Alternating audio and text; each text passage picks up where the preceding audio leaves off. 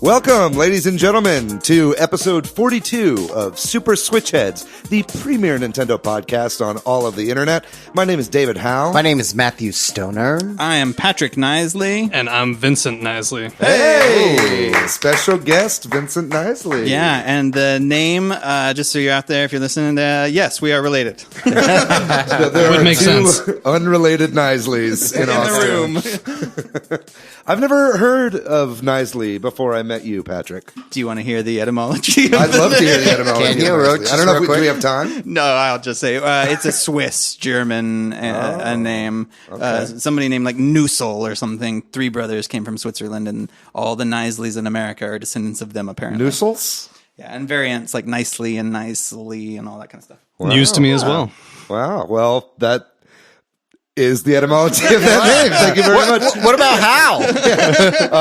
How actually, funnily enough, used to be just spelled How, and there's a crest, a family crest from our family going way back that doesn't have the E on it. The E was added later, but it's like Anglo-Saxon British shit.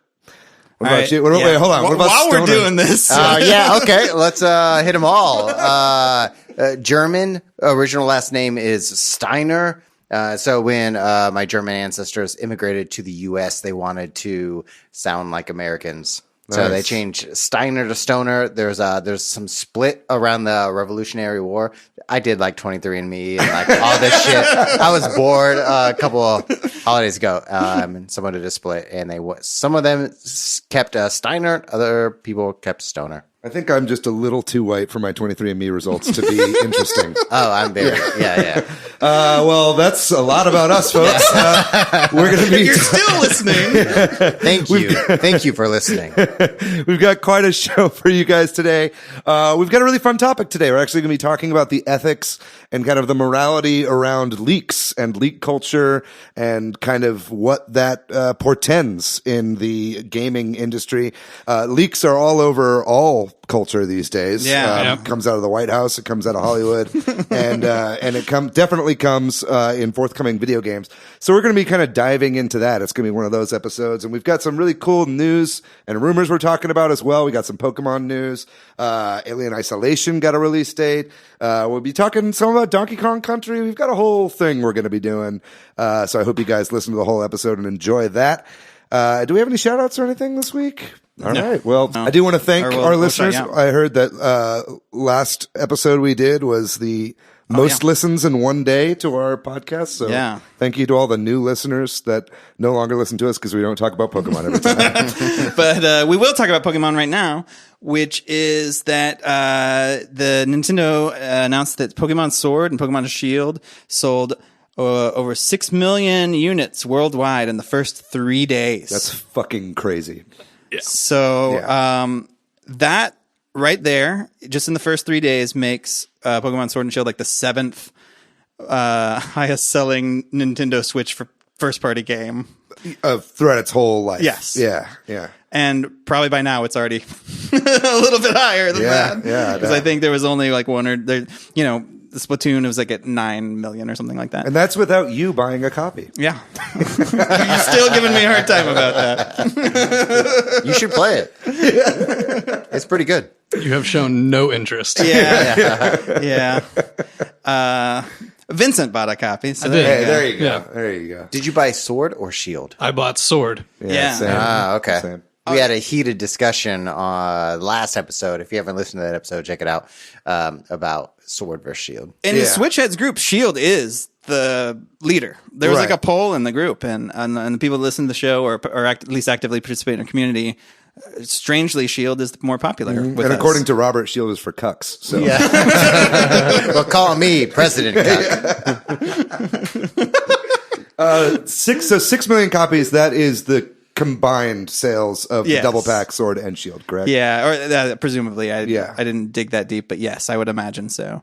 And I'm really curious. It's going to be way up there by the end of the year, I'm sure, with Christmas and everything. Do you know how fast Breath of the Wild took to get to 6 million sales? I don't, but I do remember probably. I mean, I don't know those Right. facts. I don't even want to speculate, but I just know it sold super well right when the Switch came out. Right. It also had like 2 different versions of the game, the Wii U and the Right, Switch that's version, true. so. It was split.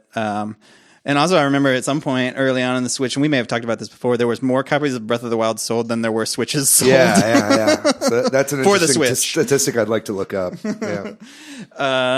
Like you said, Alien Isolation. We've been kind of curious about that release date because they announced it and then that it was coming to the support was coming to the Switch, coming out on December 5th. So that's real soon. If you were keeping an eye out for that, you never played it, or you just want to play it again on the Switch. Have you guys played that game? I've played it briefly. I'm not like dove deep into it, but I played it for about 30 minutes at a friend's house. It was a lot of fun. It's great. Yeah. This is the good Aliens game. Yeah. right? Yes. There's Aliens Colonial Marines, which is a garbage Yeah, game. that was bad. Like a buggy, broken mess. That was a Sega. Yeah.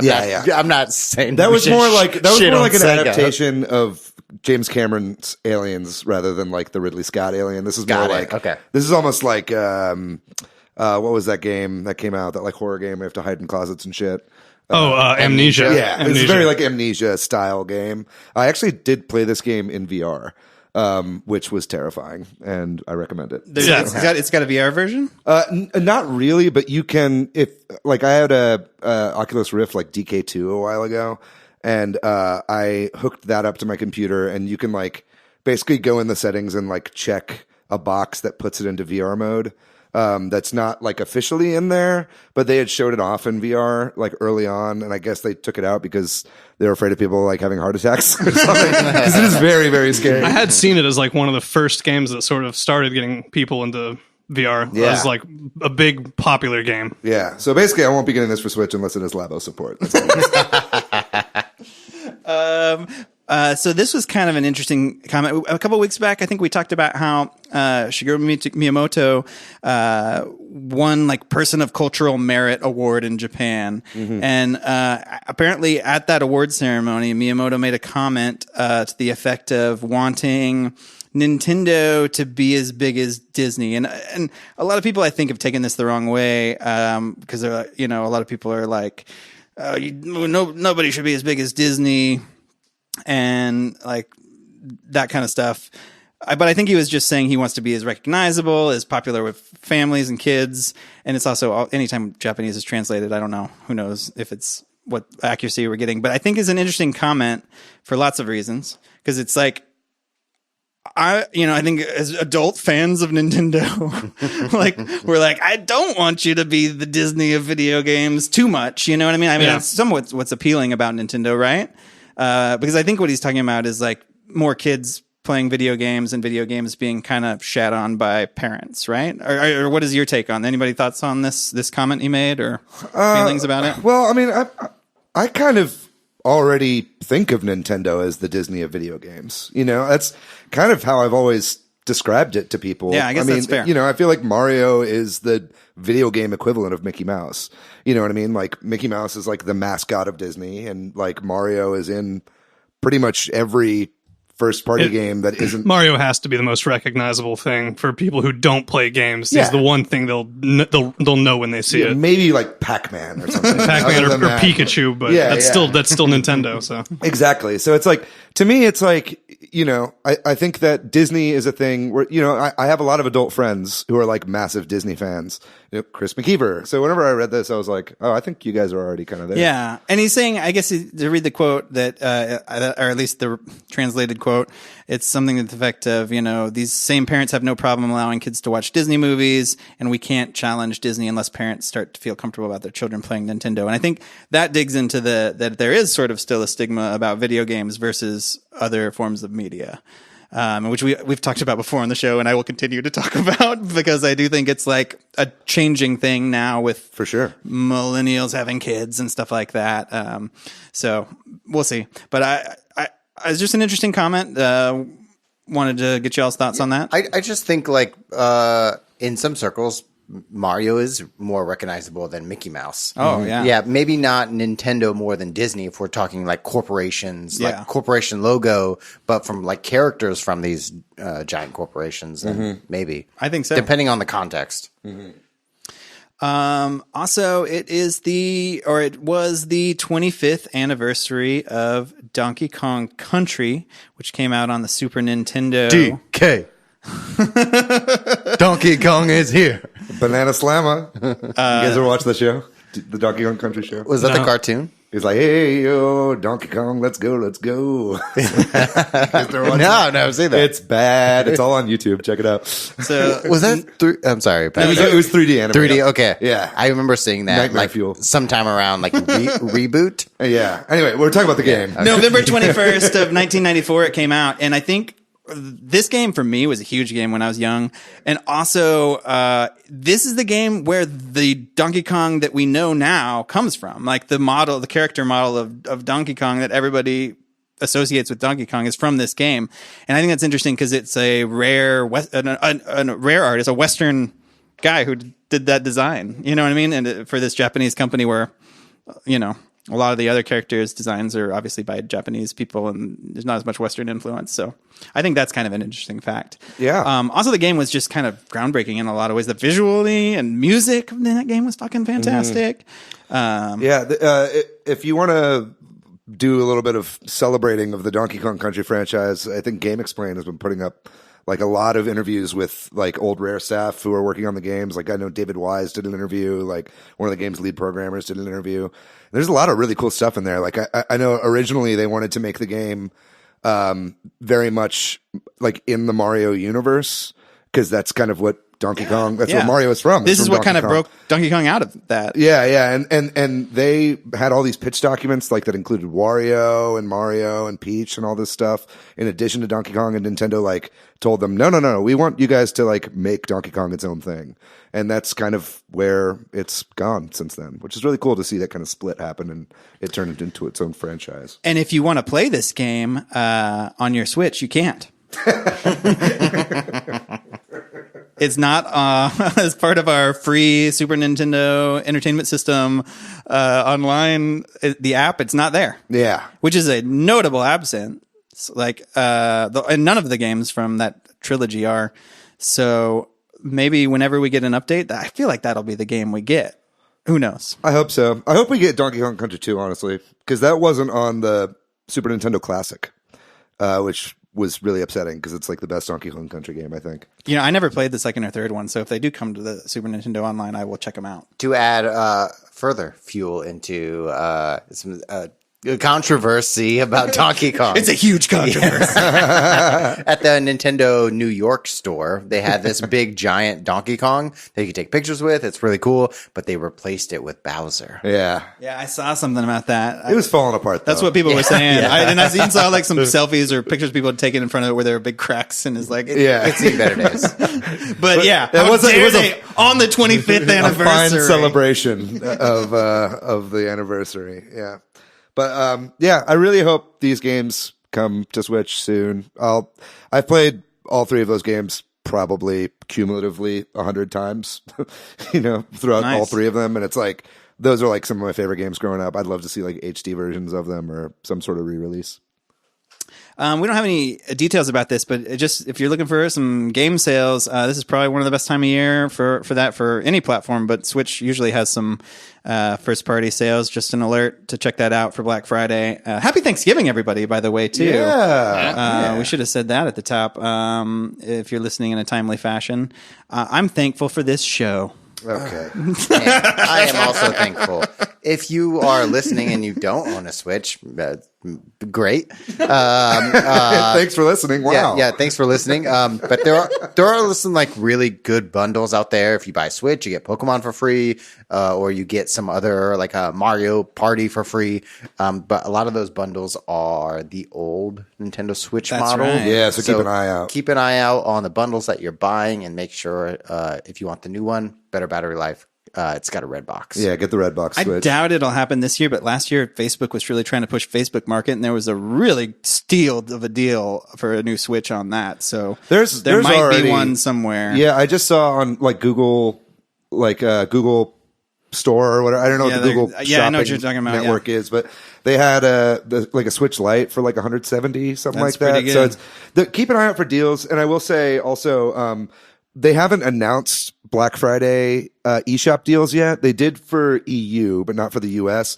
However, Killer Queen Black, their official Facebook page, kind of leaked when the dates are going to be for the eShop deals, because Killer Queen Black is going to be on sale from November 27th through December 4th. So you can expect kind of the full-on Black Friday eShop deals be going on within that window. So don't buy any games just yet. Wait until this weekend, because you'll be able to get a lot of stuff on sale. Looking at you, David. Yeah, and for more Nintendo eShop deals, join the Switch Headz Facebook group. I'm always posting hot deals in there.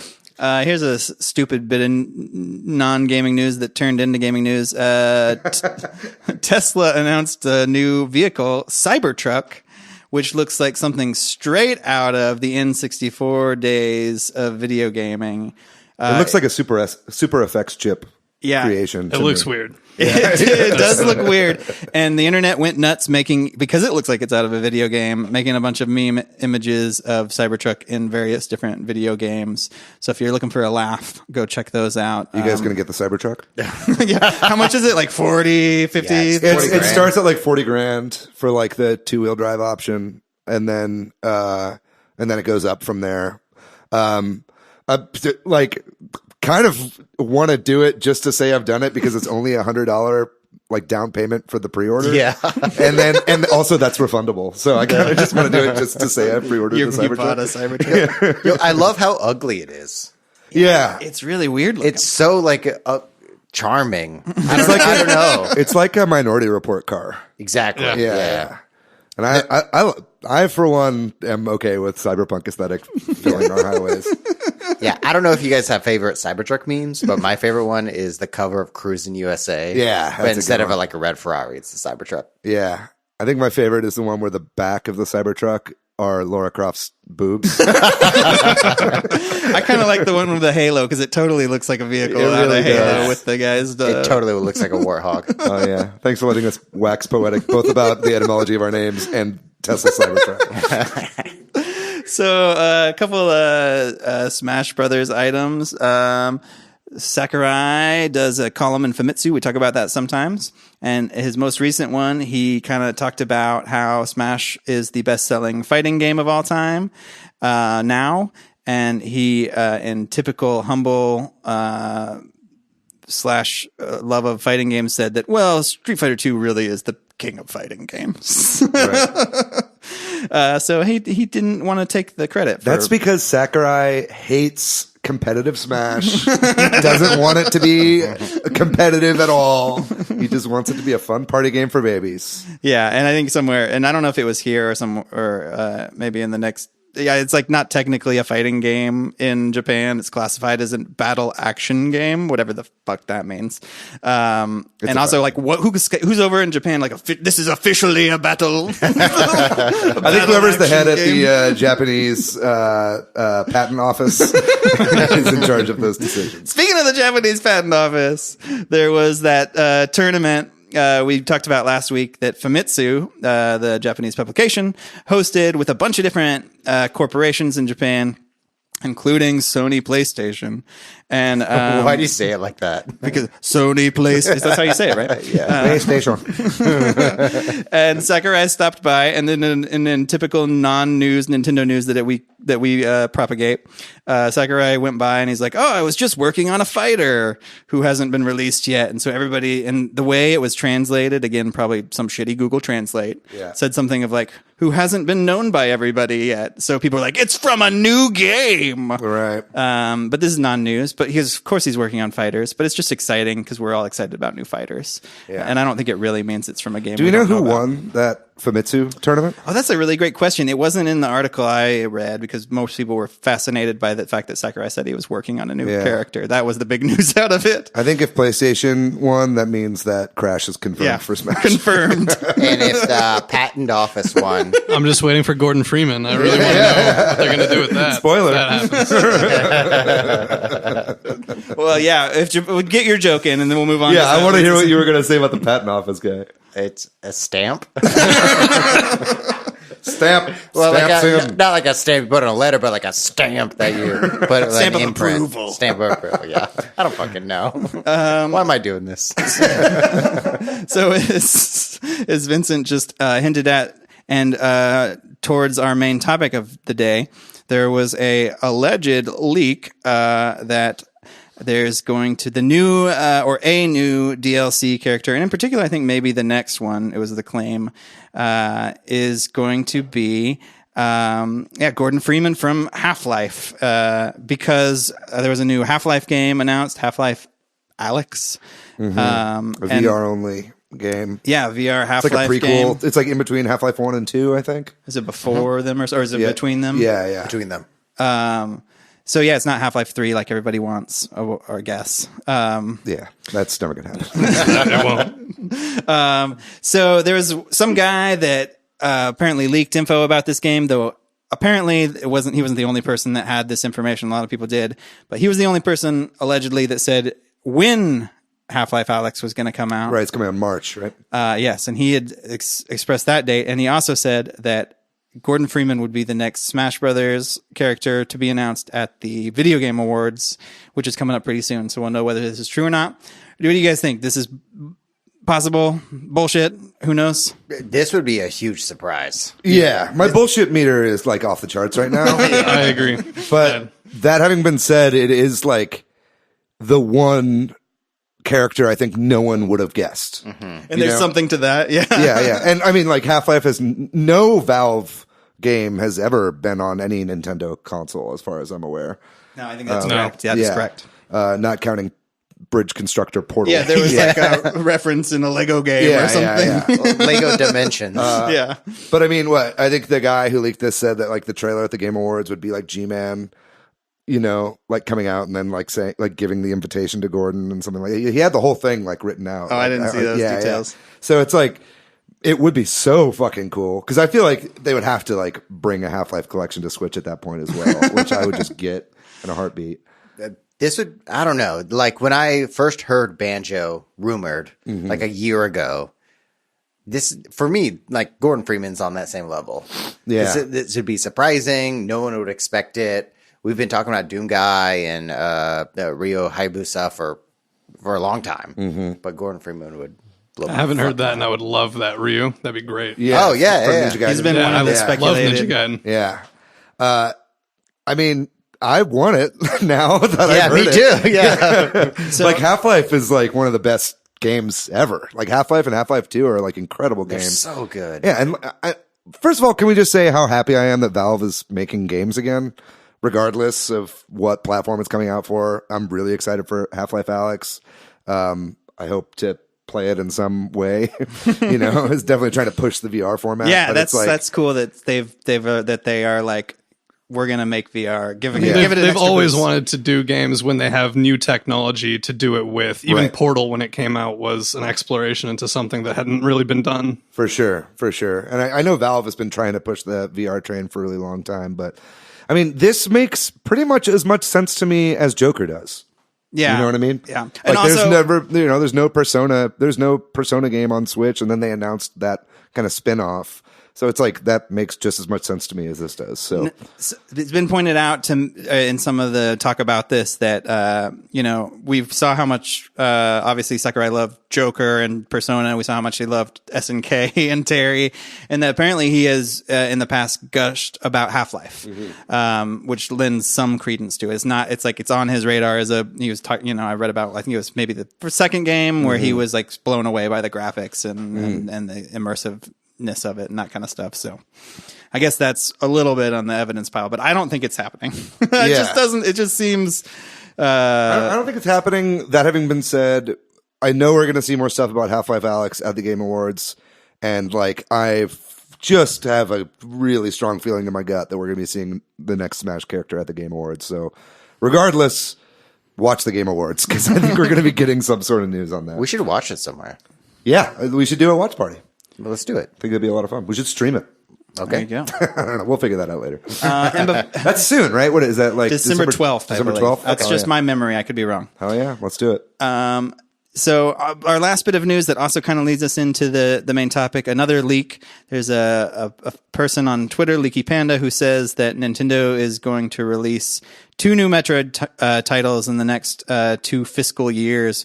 One is the Metroid Prime, much rumored Metroid Prime Trilogy HD, and the second one is a Super Metroid remake that mimics Samus Returns in style and scope.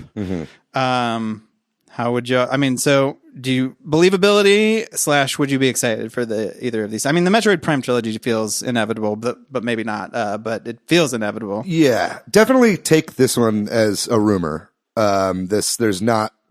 This leaker has like gotten some stuff right, like way in the past, but nothing for a long time. So it's like definitely take this with a massive grain of salt. I think the main reason I wanted to put this on the show notes today was our topic. Well, both of these games have been rumored previously, and like. What was it like before E3? There was a 2D Metroid. Yeah, there was supposed to be a 2D Metroid. A new one, but yeah, they said it was going to be a new 2D Metroid game and a WarioWare game was what was talked about beforehand. We haven't seen either of those. Yeah, but this goes all the way back to like May of 2019. Sorry Yeah. for interrupting you, but Yeah, like it's okay. when those Best Buy SKUs, the SKUs, when the SKUs. You can just say SKU. Yeah, when the fucking SKUs there you go, leaked, baby. bruh. And like one of them was rumored to be Metroid Prime Trilogy. Yeah, right. And that's been I mean, I think that it's my theory that was supposed to be out at this point because Metroid Prime 4 was supposed to be out way sooner than it now is since it got pushed back.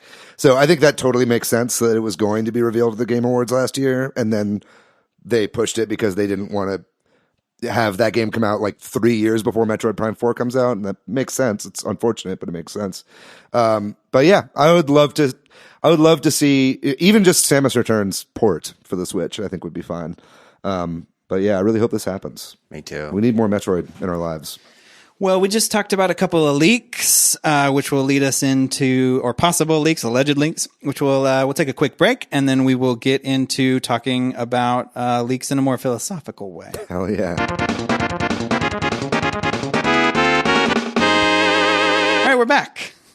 And so, yeah, recently there's some huge leaks prior to Pokemon Sword and Shield coming out of all of the models, and people had gameplay and all kinds of stuff.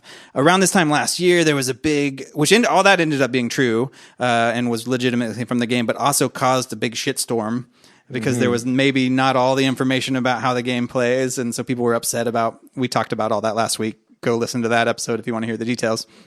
But also around this time last year, there was a big fake leak known as the Grinch leak of a bunch of Super Smash Bros. Ultimate characters that turned out to be fake. So on this, I still have PTSD from the Grinch leak, by the way. Me too. Yeah, that one fucked me up, fam. So like on this show, we talk about leaks. Obviously, we just talked about a couple, and you know, it's just part of the environment now. Like you said, not just video games, movies, politics, whatever. And obviously, this changes the playing field. You know, what is a leak? It's in this context, it's like, you know, game content or information that comes out before the developer or publisher wants us to know about it. And there's lots of ways that can come out. And there's also data mining now where people can look at game code and figure out, you know, maybe updates that might come or things that didn't make it into the game and that kind of stuff. Or like in the instance of like not to cut you off, but No, please. In the instance of the Binding of Isaac, like that game is all about like discovering things on your own, and it doesn't hold your hand, and it's all about like community help to like figure out what to do. I know Edmund McMullen like purposefully hid characters and features in the game that he was hoping would take months or years to find out, but then the game was data mined and the secrets were found out within like 24 hours. Yeah, he was totally crushed by it. Yeah, that's so. And right, and So I think it doesn't have to be for like future stuff. It could be stuff that's already in the game. You that know? people, for a new game that comes out, people could Exactly. figure out the boss or whatever. Yeah, that might take 100 hours to get to or whatever. Yeah.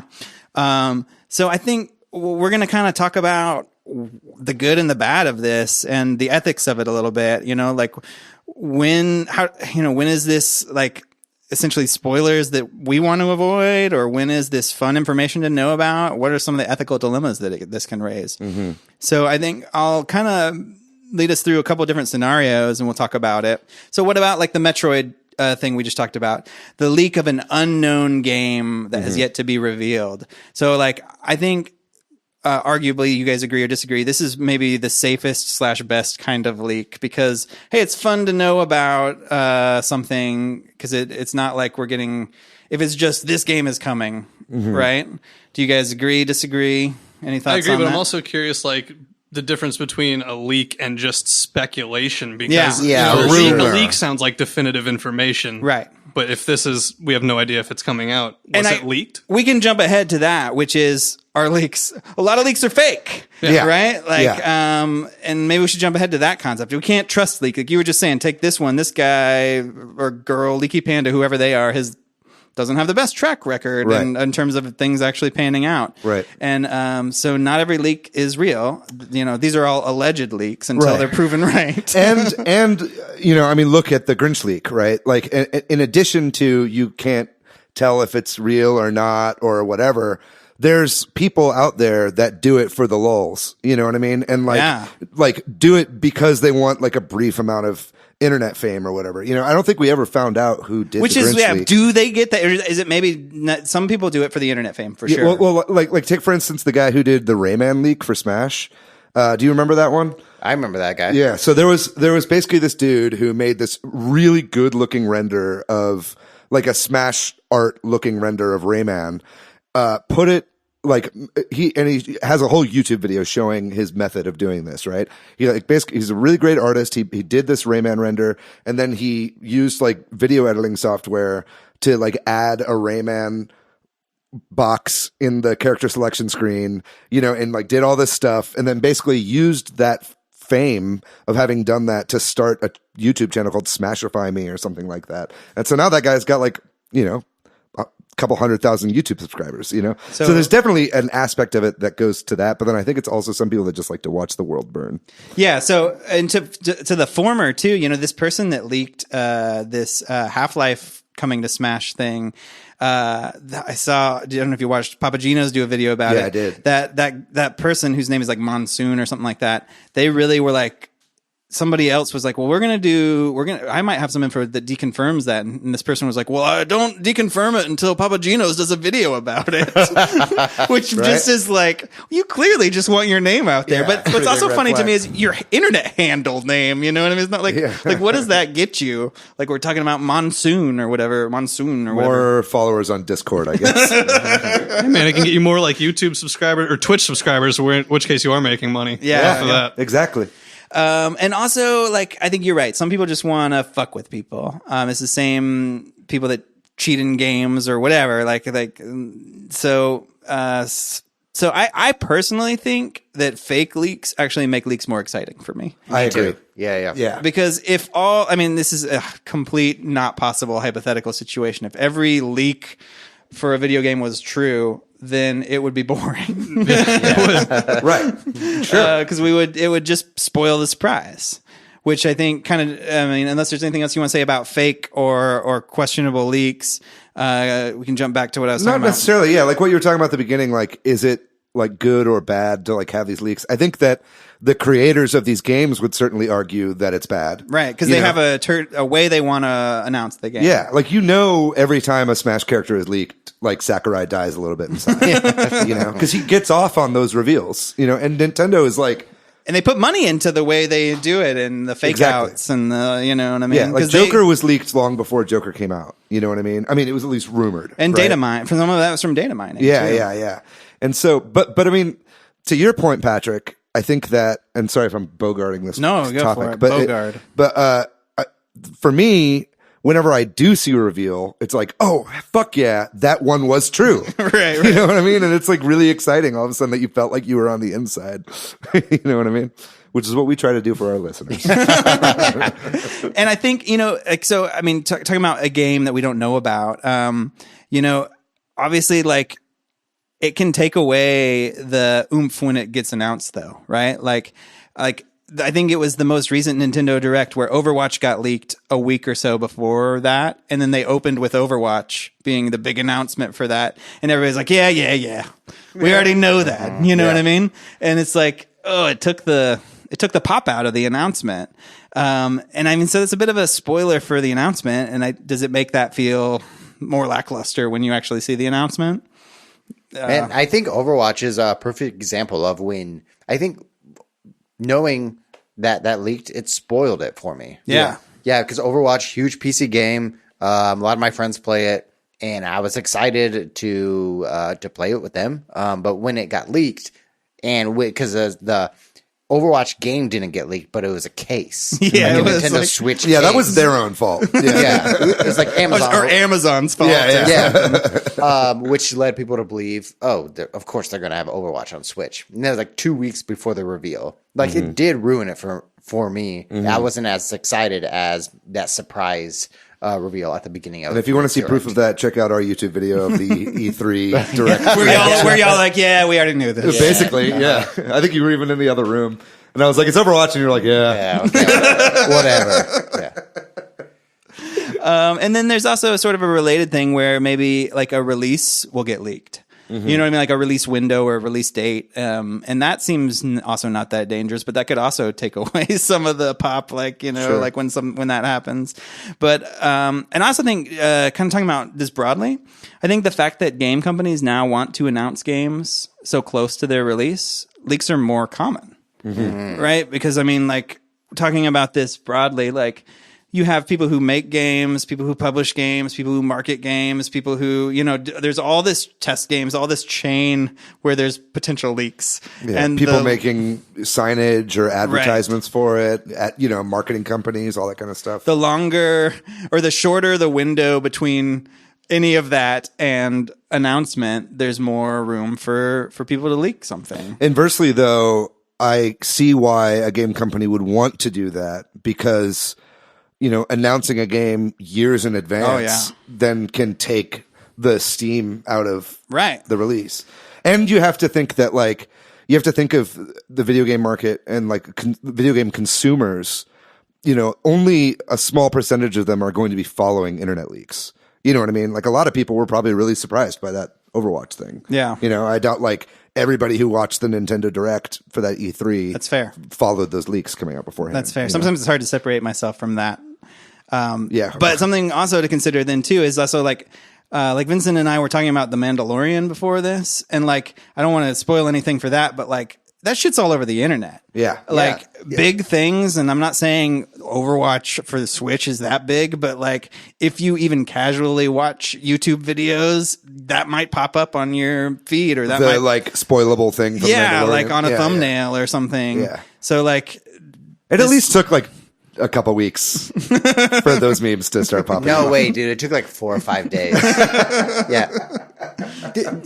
This is where it bothers me because Sure. I want to watch Mandalorian, but that surprise, I've already seen memes from it like 3 or 4 days afterwards. I saw it before I saw it. And I was so pissed. At Am I the first, only one who woke up at 5 a.m. to watch The Mandalorian the day it came out? there's so much Yes. content right now. And I wanted to watch it. I don't think it necessarily ruins the experience, but it does lessen the experience with something using Overwatch and that spoiler for Mandalorian as an example. Well, now we're kind of just getting into like spoiler culture in general. Yeah, totally. Right? Well, yeah. And I think, but tying it back to leaks too, also like when a leak happens, like, cause I remember at E3, Sabi was leaking a lot of stuff like the day before. Like, you know, they were leaking every conference announcement, like sometimes hours before. Yeah, this was the most leaked E3 by far this year. Sabi Yeah. clearly had somebody at E3 Yeah. that was telling them stuff, but it's like, do I want to hear a leak a day or hours before They the had to have announcement? an impressive source because they leaked the Keanu Reeves thing as well. And Yeah. I saw that Microsoft was going through incredible lengths to keep that secret. They referred to Keanu Reeves with a code name the entire time. And in like their on-stage practices, they had a stand-in for him. And never even Wow. showed up. And it still somehow leaked. So Yeah. He must have been like in a steel box back there or something. Yeah. But like it's like I don't want to leak if it's that close to the announcement, you know. Maybe we should separate like what we're talking about leaks because I feel like we have official leaks, Vincent, as you said, like it's a legitimate link with some kind of supported data, Right. Pictures, data mine, And then we have rumors, Right. like which might be for hype or for watch the world burn, or spoilers. Yeah. Which are something that's coming out soon, that someone has got early, Or that is they're trying to already spoil. out. And or already maybe out. most people haven't gotten to that point Right. yet. Yeah. Right. I don't know if that's the three categories that I see. Yeah. Sure. Yeah, I could buy that. And also like game details, like specific content, like you're talking about when that leaks, like video or pictures, like what happened with Pokemon. Like we know Pokemon's coming, but we don't know. They never told us how many are coming Right. or what the new ones Kingdom look Hearts had like huge story spoilers all over YouTube, like in the weeks before it came out. I remember that. Yeah. like. How do y'all feel about that? Do you want to see content information for a game that you either A, know you want to play, or B, don't know if you want to play? No, but I also think that this conversation kind of goes hand in hand with a lot of things that you could talk about in an internet age. Yes. Which is that like this stuff is going to happen because people can data mine. There's a instant network of every single person on Earth that can talk to each other in a nanosecond. Right. You know what I mean? Like this stuff is just going to come out. It's like the same companies that are still struggling to adapt to like a digital marketplace.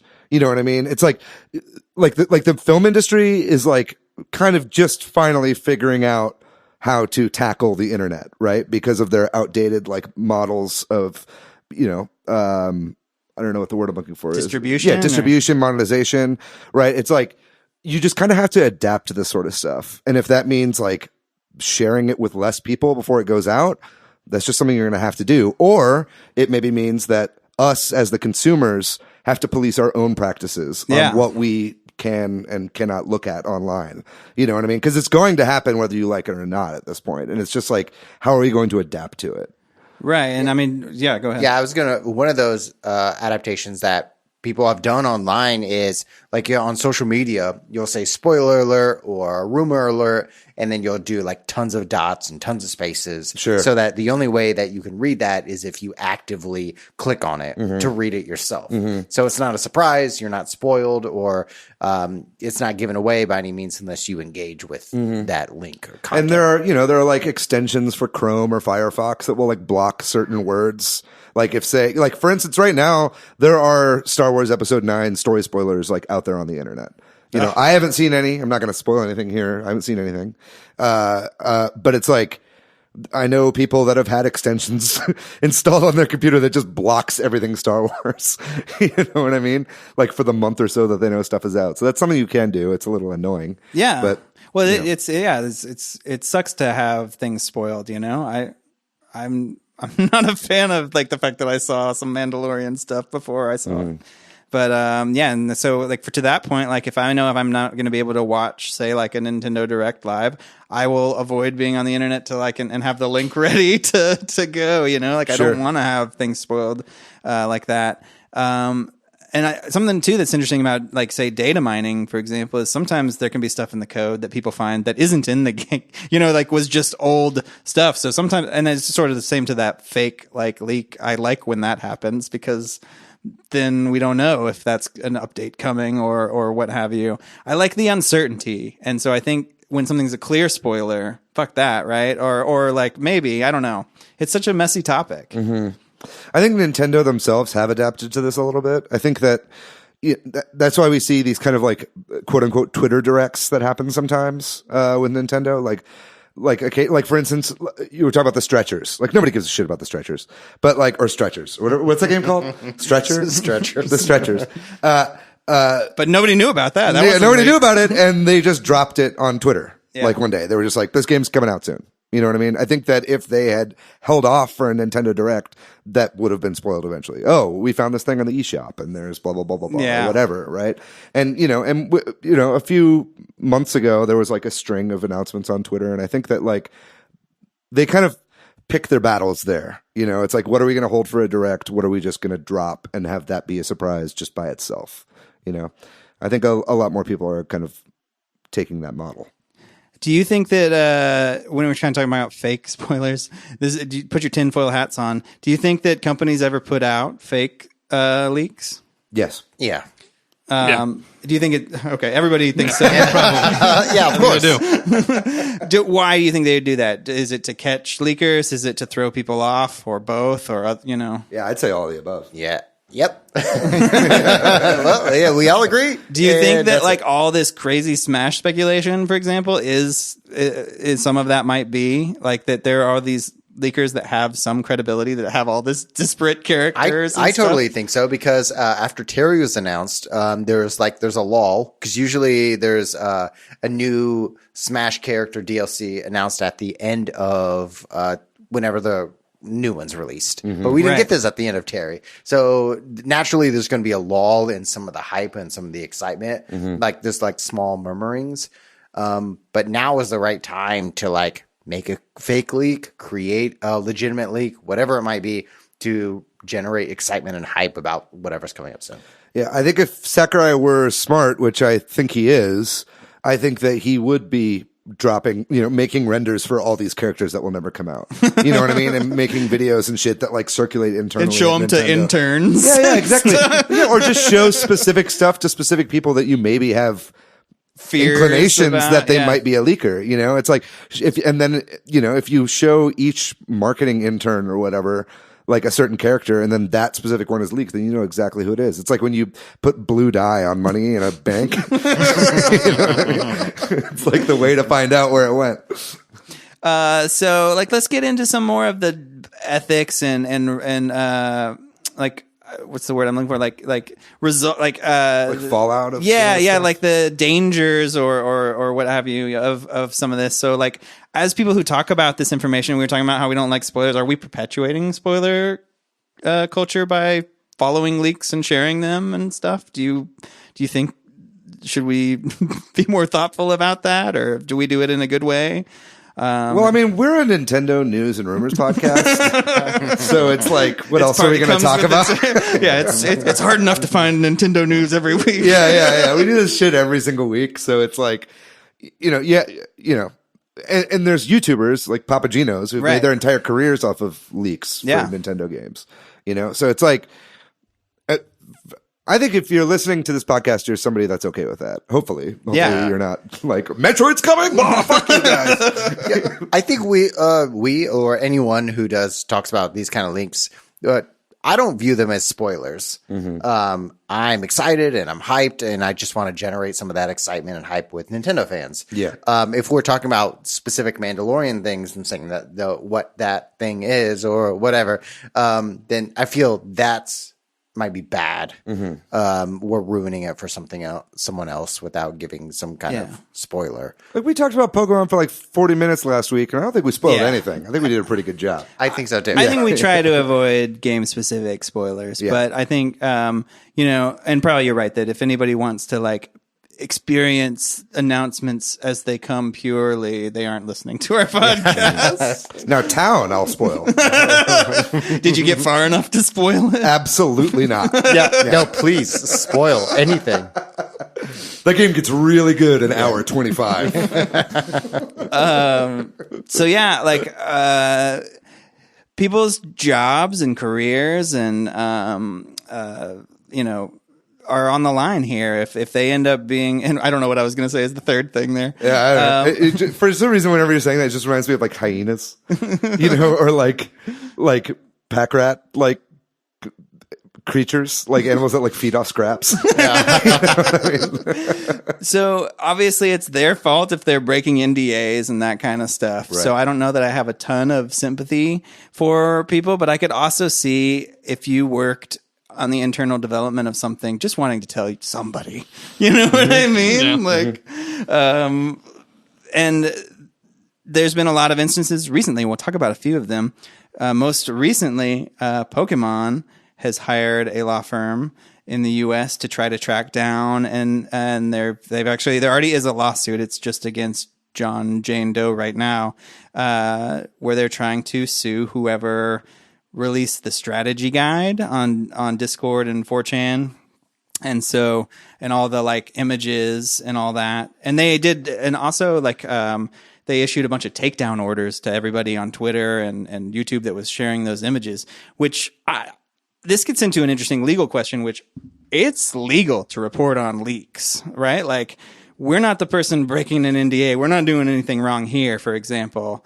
And even I think there's an argument to be made of, we're just sharing. If this is a podcast, so we don't have images, but you're sharing an image that's out there now. Like, yeah, they own the copyright to that image, but I mean, but there is. But I mean, if you posted like a PDF to a strategy guide and like had all the pages to where you could like then take screenshots and print it off yourself, sure, that's stealing intellectual property. The entire thing, yes. But I mean, there is some element of journalism being able to use sources and images and so on. And but we live in the U.S. where you can sue anybody for any reason, and you can intimidate people by filing lawsuits. Hell, I mean, that's why Edward Snowden won't come back to the U.S. Yeah. You know, I mean, he leaked like major important, information and hard data about how the U.S. was spying on its citizens. And now it's like they've told him basically, if you come back here, you will not have a fair trial. So he's like, all right, I'll fucking stay in Moscow. You know what I mean? So it's like, it's not just in this industry. If you like break contracts and you break NDA, like you signed a contract, there are ramifications for that. Whether or not that's ethical, doesn't really matter if you put your name on a piece of paper that says so. You know? I'm not disagreeing with you. We're talking about slightly two different things. I'm just talking about reporting on it. Oh, because sure. Or like for example, Sabi was threatened with legal action by Nintendo at E3, but they're not the person leaking the information. They're just the person repeating it. Mm-hmm. And so, Nintendo, we live in the U.S. You can sue anybody for any reason. So they backed off. Sabi backed off because they didn't want to get a lawsuit. Because even if you're innocent, you still have a shit ton of time and money and hassles to deal with in a lawsuit. Mm-hmm. But then there are plenty of lawsuits that have been going on. Like Fortnite has sued a couple of people who were game testers for Fortnite 2.0 or whatever when they did Chapter 2, mm-hmm. where they released or leaked information, and Fortnite has got lawsuits against those individuals in the U.S. and in Canada. And it's funny when you say like Pokemon and Fortnite are suing people. I just imagine that these games like come to life and hire lawyers. Like Pikachu is there in a suit or whatever. Dude, Detective Pikachu, more like Attorney Pikachu. I want to play that game. Pikachu Ace Attorney. And like there was somebody who was like a big Borderlands 3. They posted or did some YouTube videos about like there was stuff on Twitch from people who were testing the game, and they found images of those tests and like posted that online. And 2K that dude had people knocking on his door. Investigators showed up at his door, and he just kind of disappeared from online after that. So like I don't know, there's a weird gray area there in terms of like, I don't know, those things were on Twitch, and the person, I mean, maybe they were in the wrong, but there's just some weird, interesting gray areas here. And also, I went to a video game writing conference at Austin Film Festival where there's a lady who had written for a couple of canceled games, and there's a Star Wars canceled game that she had worked on. Mm-hmm. And somebody in the crowd asked her a question about it during the Q&A, and she's like, I have to be really careful what I say because I'm a contractor, and I have to carry E&O insurance. Yeah. And the mouse doesn't fuck around. Yeah. Yeah. Like you guys were talking about Mandalorian spoilers. Nothing from the Mandalorian leaked.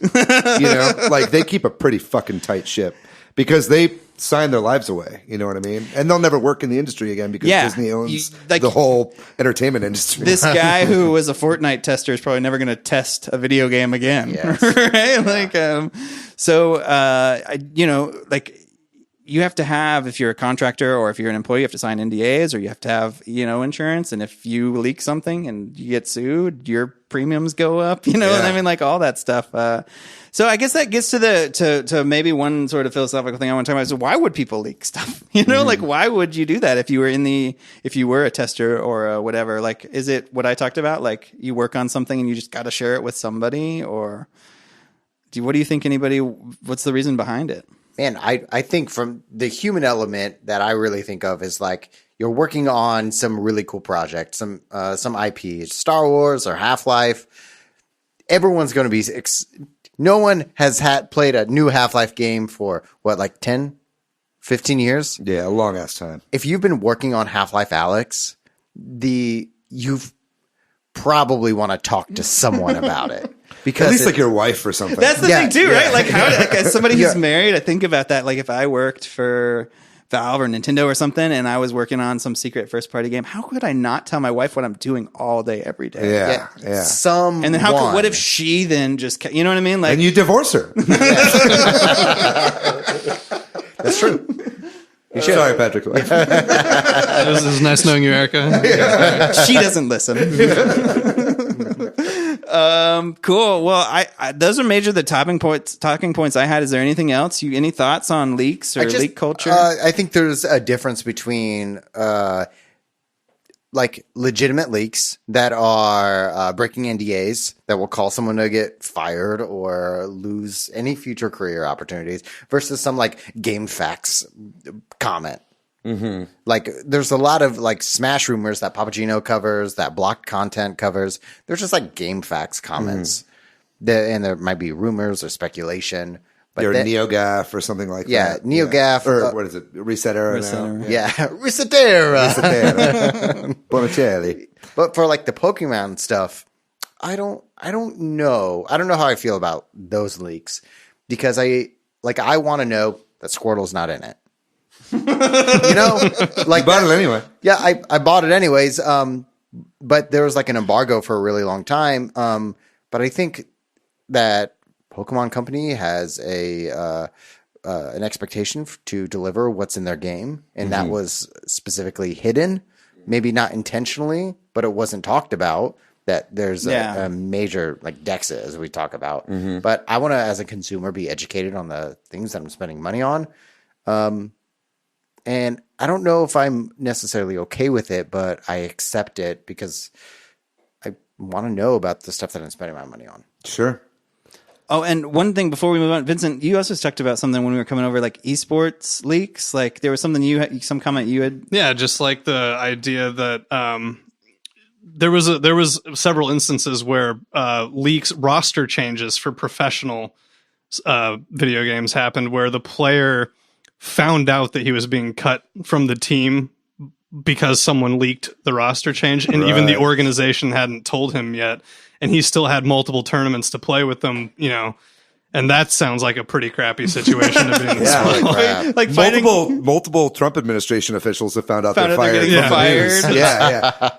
Yeah. And that's crazy to me that like you could be find out that you're fired, you know what From I the mean, news. and then Yeah. still have to work or go to a tournament or whatever. And like, how do you play with your teammates then when you know you're going to be kicked off soon? Definitely kills the mood. Yeah, it's just weird times we live in. I think this is an interesting conversation because it seems to happen a lot in video games. Yeah. maybe And I think more it's- than other media. Because I think like, that's the nature of video game fans, though, is that they're very analytical. They use the internet a lot. Right. They're on message boards. They're on 4chan.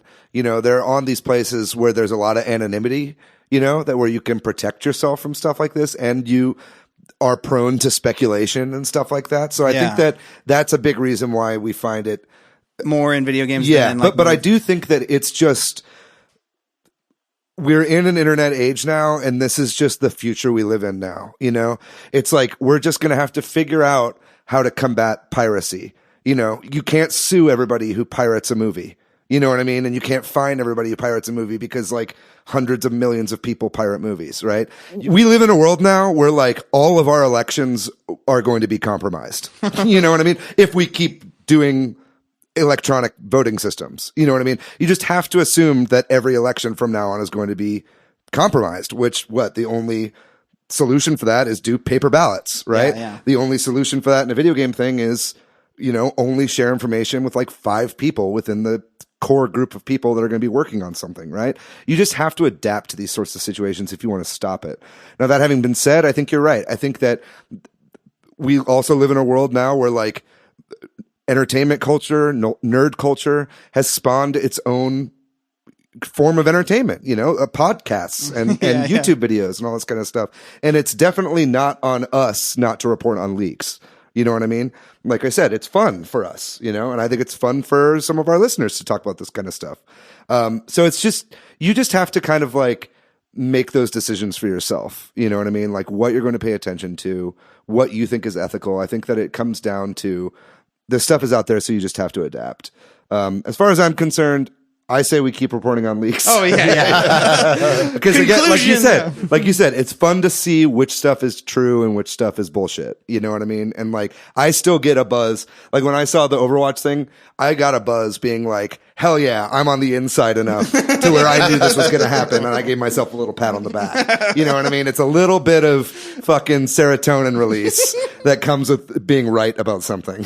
You know what I mean? And so as long as that's there, I think that people are going to be doing it. And we're just moving towards a cyberpunk, totalitarian future where like information is gold, right? It's a leak. And so we're moving towards. I will say this though before we move on: whoever is leaking shit out of Trump's White House, keep at it. That's very important to do. It's Lev Parnas. Yeah, exactly. Thank you, Lev. On that note, on a very political note, we will move on. Hell yeah. And we'll talk about what we've been playing recently. What we've been playing segment. Is who wants to go first? Anybody excited to share what they've been playing recently?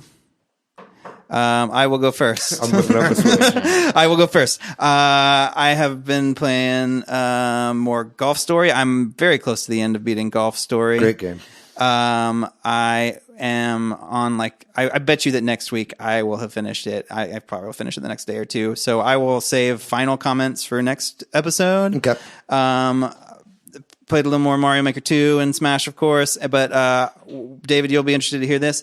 My brother-in-law lets us use some of his iTunes accounts. So we can log into his iTunes on Apple TV and I can watch his movies. And we were looking at his account and realized that he has Apple Arcade. Oh, So I know where this is going. I fired up Apple Arcade and fired up Sayonara Wild Hearts to just try it out. So I don't know if it's for me. Yeah. I'll be honest with you, David. I was fair. this is very much recommended to me. I was like, I'm going to check this out. I played 4 or 5 levels. I can definitely see why you like it and why it's a fun game. But I don't know. I might give it a little bit more time because I only kind of dipped my toe in it. Well, the game is only an hour long. Okay, well then I probably played a tenth of it or so. But it visually really cool. I also was just kind of dissatisfied because I kept bronze medal. I'm like, I didn't feel like I was very good at it. You're going to get first. some bronzes. You know what I mean? But that's the point of the game is very replayable. You know Yeah, what I can see. It's almost like you probably have to play it a few times to get good at it. I would really recommend though playing it to completion because, like I said, you can beat it in a sitting. And Yeah, it's that's fair. And whenever you fuck up, it's not punishing at all. Yeah, it takes you back 2 seconds. Right, I just get a bronze medal. Yeah, exactly. You just get a bronze medal. About myself. But I would say it's worth finishing just because the whole game is like an album and it kind of crescendos. The music is really good. Yeah. And the first level or two, I was really feeling it because they weren't as hard, maybe, and also just it had that sort of F-Zero, I can't even think of that arcade game where you could Tempest, maybe? Wipeout. Yeah, maybe Tempest. I'm not sure, but there's a little bit of that too. Just it was cool, and the visual style is interesting. But I was I don't know if I'm having a good time or not. So I'll see. If you're listening, Patrick, you didn't see it because you're listening to this. But he did this little motion with his hand where you did a half pipe. Yes, motion. there's a half pipe. That's what I was trying to imitate. And so we were trying to guess what game it was. Which arcade game is that? I can't think of it. Oh well. Anyway. There's also a skating game. There's probably a million arcade games where you race on a half pipe type thing. But anyway, so that's what I've been playing. I'll go next. I've mostly been playing Pokemon again. A little bit of Mario Maker 2, mostly Pokemon. That having been said, yesterday, which was Sunday, I did go to the East Austin Studio Tour. Fantastic arcade setup that they had. Nice. Yeah. I ended up going yesterday, which was a lot of fun. I wish I'd gone for a little bit longer. I got there kind of towards the end when they were about to be tearing stuff down. But man, it was beautiful. And it was a great encapsulation of the last 10 years of Fantastic Arcade. And if you don't know what that is, it's an Austin festival for indie developers that usually happens once a year. I think it might be on a hiatus right now, but this is kind of a retrospective. And they had all these arcade cabinets out for all these little indie games that they've been showing off stuff throughout the years. But the highlight of it for me was I got to play about 35 minutes of Spelunky 2. Oh, really? They had yeah, it? which was fantastic. I'd played it before at the last Fantastic Arcade when it came through, and it was just on one of the machines that had all the games that they've been showing throughout the years. And so, yeah, I just sat and played Spelunky 2 with Sasha for a while, and then she got really frustrated, and then I played Spelunky 2 by myself. Does it iterate on Spelunky in an interesting way? Yeah, it's exactly what I would want from a sequel to Spelunky, where it's not anything hugely game-changing, just adding little modifiers that deepen the gameplay experience. Very much like Mario Maker 2 compared to Mario Maker 1. Just little things open up a whole new world of different possibilities. And it's, procedurally generated and random, so it's like you get more combinations of items and stuff like that because of that. So anyway, God knows when that game is going to come out. I've been dying for more news about what platforms that game is coming to. Or leaks. Yeah, or leaks. We heard a leak about it like 8 months That's ago. true. We and did then hear a nothing leak else. about it coming to the So, Switch. so hopefully that comes to Switch. But yeah, if Fantastic Arcade does come around next year, I'm not sure if they're taking a year off or not. I really recommend you go if you're in Austin. It's a great way to keep your kind of finger on the pulse of the indie game community. And a lot of the games that they've shown there have since come out for the Switch. It includes like, well, I don't actually know if What the Golf has come to Switch yet. I think it has. But a lot of the games there ended up coming to the Switch, including like Skyrogue and Wheels of Aurelia was there. It had its own arcade cabinet. That's cool. Yeah, so it's definitely worth checking out, and I can't sing its praises enough. I'll go next. I've been playing Death Stranding. Nice. I'm on chapter 11. It's great. How many chapters are there? Do you know? Yes. Did I ask you that last time and you didn't know? I think it's 15. I'm having a flashback. There are 15. Okay. Yeah, I actually this weekend read that there is a Nintendo cameo in the game, and I got to that point. Is this the thing that Lubu posted? It was. Okay. Yeah. I was pleasantly surprised. That whole sequence was incredible. Nice. And I did not read that article because I didn't want to get spoiled. Yeah. It's really cool. And had a great time. I played that part today, and it was dope. Also, I put many hours into Death Stranding. Yeah. My girlfriend is like, "Why are you still playing this game?" And I played Pokemon on the airplane because I flew back to Ohio. So I got my Can't play Death Stranding on an airplane. Nah, sure can. Not yet. Not without a lot of effort. Yeah. Excuse me. I just Set up my TV. Set up my PS4. And I beat my first gym. Nice. Yeah.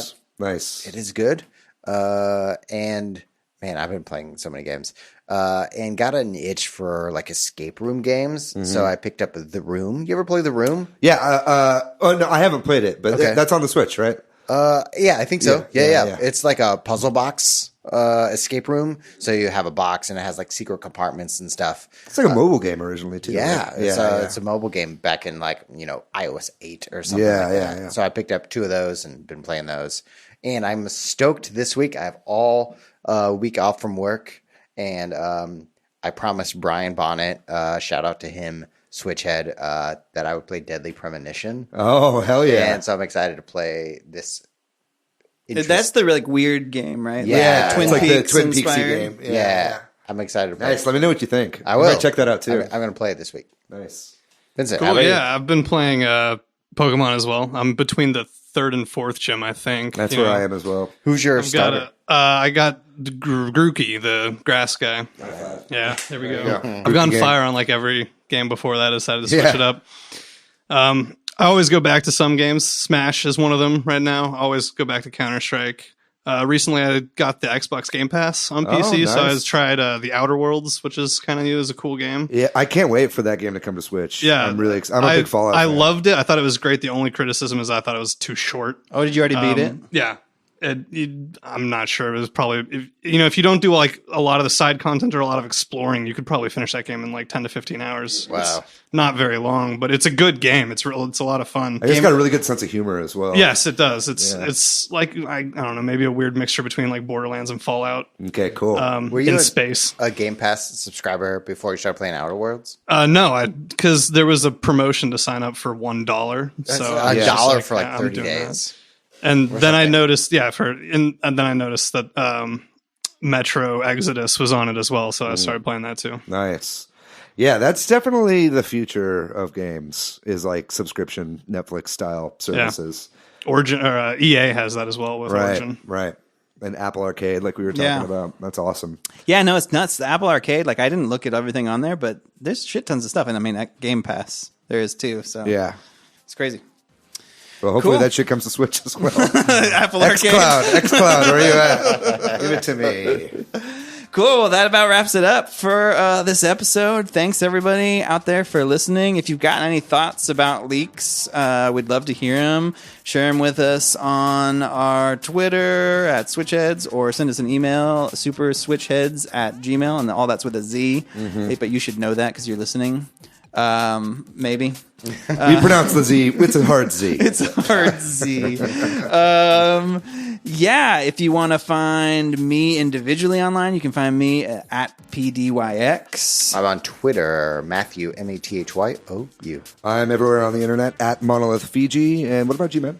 I'm nowhere on the internet. I have like no social media. I have a Steam account, but you'd have to find it on your own. He's a ghost. Follow him on Game Pass. Jason Bourne. Well, that does it for the show, ladies and gentlemen. Thank you so much for listening. Thanks again for being on the show, man. That was Yes, Yeah, no Thanks. problem. Thanks for having me. Yeah. And please join our Facebook group. It's at Switch Headz, or it's just search Switch Headz on Facebook.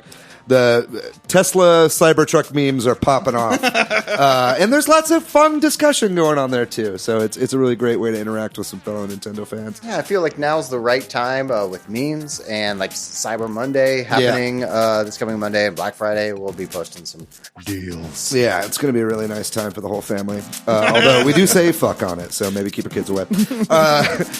Folks, thank you so much for listening to this podcast. We love you so much. We'll see you next week. Bye-bye.